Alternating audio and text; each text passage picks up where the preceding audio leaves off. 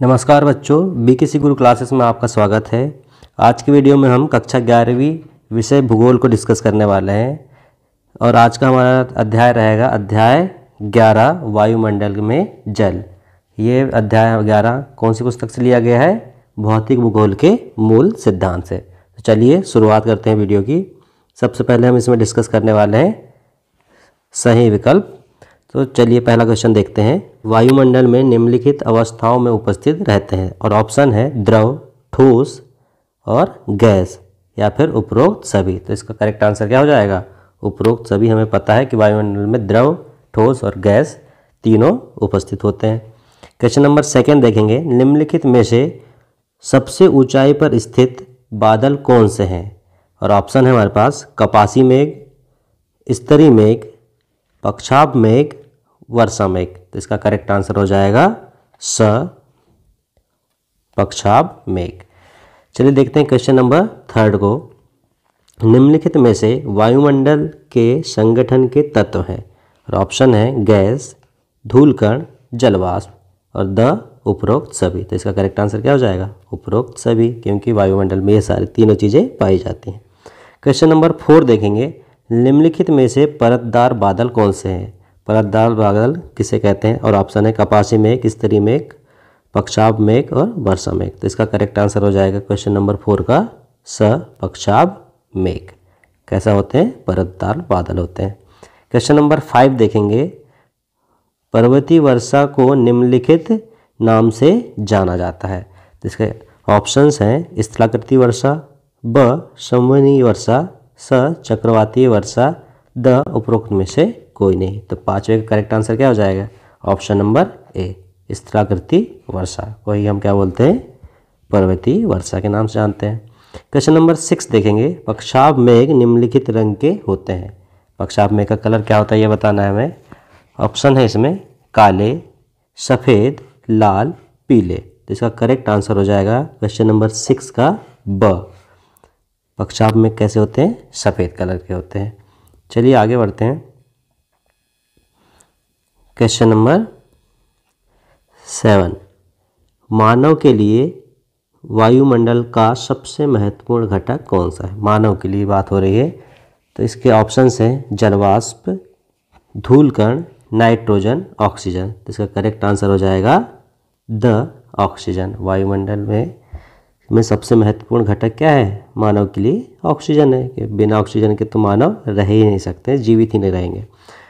चलिए आगे बढ़ते हैं। क्वेश्चन नंबर 8 पे हवा में मौजूद जलवाष्प की मात्रा कहलाती है। हवा में मौजूद जलवाष्प की मात्रा क्या कहलाती है यह बताना है हमें। ऑप्शन है जल, हवा, आर्द्रता, संघनन। तो क्वेश्चन नंबर 8 का करेक्ट आंसर हो जाएगा स, आर्द्रता। हवा में मौजूद जलवाष्प को हम क्या बोलते हैं? आर्द्रता बोलते हैं। क्वेश्चन नंबर 9 देखेंगे अब। निम्नलिखित में से कौन सा वायु की उस दिशा को दर्शाता है जिसमें नमी उसकी पूरी क्षमता के अनुरूप होती है? इसके ऑप्शंस हैं सापेक्ष आर्द्रता, निरपेक्ष आर्द्रता, विशिष्ट आर्द्रता या फिर संतृप्त हवा। तो इसका करेक्ट आंसर हो जाएगा द संतृप्त हवा, संतृप्त हवा। चलिए आगे बढ़ते हैं। क्वेश्चन नंबर 10 पे निम्न में से कौन सी प्रक्रिया है जिसके द्वारा जल द्रव से गैस में बदलता है? मतलब कि जल जो द्रव अवस्था है से गैस अवस्था में बदलता है। ऑप्शन है संघनन, वाष्पीकरण, वाष्पोर्जन, वाष्पोत्सर्जन, अवक्षेपण, अवक्षेपण। तो इसका करेक्ट आंसर हो जाएगा ऑप्शन नंबर बी, वाष्पीकरण। वाष्पीकरण के द्वारा क्या होता है? जल द्रव अवस्था से गैस अवस्था में बदल जाता है। चलिए आगे बढ़ते हैं। इस क्वेश्चन नंबर 2 देखेंगे। रिक्त स्थानों की पूर्ति कीजिए। इसमें फर्स्ट है मौसमी परिघटनाओं में डैश का प्रमुख हाथ होता है। तो इसका करेक्ट आंसर क्या हो जाएगा? जलवाष्प। मौसमी परिघटना में किसका हाथ होता है? जलवाष्प का। क्वेश्चन नंबर 2 देखेंगे। वह क्रिया जिससे जल द्रव अवस्था से गैस अवस्था में बदलता है इसे हम क्या बोलते हैं? अभी देखें हमने इसको, क्या होता है इसे? वाष्पीकरण बोलते हैं। चलिए आगे बढ़ते हैं। 3rd क्वेश्चन है घास फूस, फल पत्तियाँ एवं भूमि पर एकत्रित जल बूंदें डैश को कहते हैं। किसे कहते हैं हम? ओस। इसे क्या बोलते हैं हम? ओस बोलते हैं। क्वेश्चन नंबर 4 देखेंगे, डैश कोहरे के रूप है। डैश कोहरे का रूप है। क्या करेक्ट आंसर हो जाएगा? धुंध।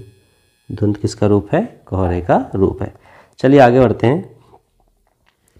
सत्य और असत्य देखेंगे। तो इसका फर्स्ट है, इसमें जलवाष्प वायुमंडल में गैस, द्रव और ठोस अवस्था में मिलते हैं। तो ये क्या हो जाएगा? करेक्ट है। सेकंड देखेंगे, स्थिर वायु में वाष्पीकरण की क्रिया तेज हो जाती है। यह इनकरेक्ट है, ऐसा नहीं होता है। क्वेश्चन नंबर 3 देखेंगे, पक्षाभ बादल आकाश में सबसे अधिक ऊंचाई पर पाए जाते हैं। तो यह क्या है? करेक्ट है, पहले भी हमने देखा है इसे।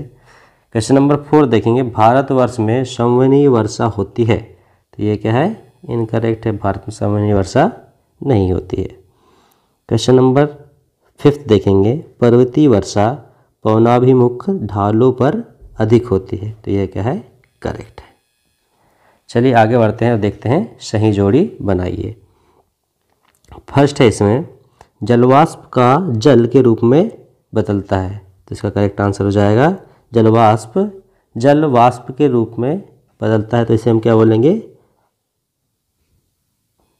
तो इसका करेक्ट ऑप्शन हो जाएगा ऑप्शन नंबर ई, वाष्पोत्सर्जन।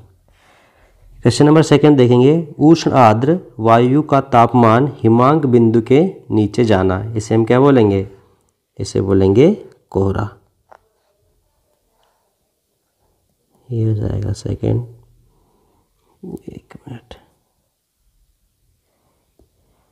फर्स्ट का करेक्ट हो गया ई और सेकंड का हो गया द। चलिए देखते हैं क्वेश्चन नंबर 3, निचले मेघ। निचले मेघ किसे कहा जाता है?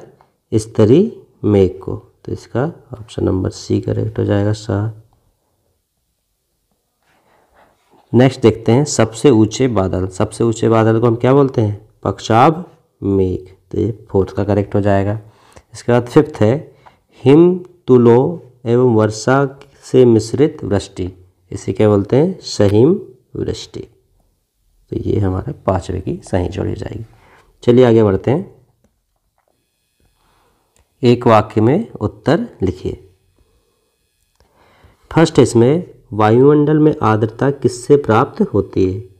वायुमंडल में आर्द्रता किससे प्राप्त होती है? तो वायुमंडल की आर्द्रता हमें जल वाष्प से प्राप्त होती है। जल वाष्प से प्राप्त होती है। क्वेश्चन नंबर 2 देखेंगे, हवा में मौजूद जल वाष्प की मात्रा को कहते हैं। तो इसे हम क्या बोलते हैं? आर्द्रता बोलते हैं। इसका करेक्ट आंसर क्या हो जाएगा? आर्द्रता। क्वेश्चन नंबर 3 देखेंगे, वाष्पीकरण की क्रिया महासागरों की अपेक्षा कहाँ कम होती है? तो इसका करेक्ट आंसर हो जाएगा महाद्वीपों में। महाद्वीपों में कम होती है। महाद्वीपों पर वाष्पीकरण कम होता है। नेक्स्ट क्वेश्चन देखेंगे, संवहनीय वर्षा कहाँ होती है? संवहनीय वर्षा कहाँ होती है? तो इसका करेक्ट आंसर क्या हो जाएगा? विषुवत रेखीय क्षेत्रों पर। विषुवत रेखीय क्षेत्रों पर संवहनीय वर्षा कहाँ होती है? विषुवत रेखीय क्षेत्रों पर अधिक होती है।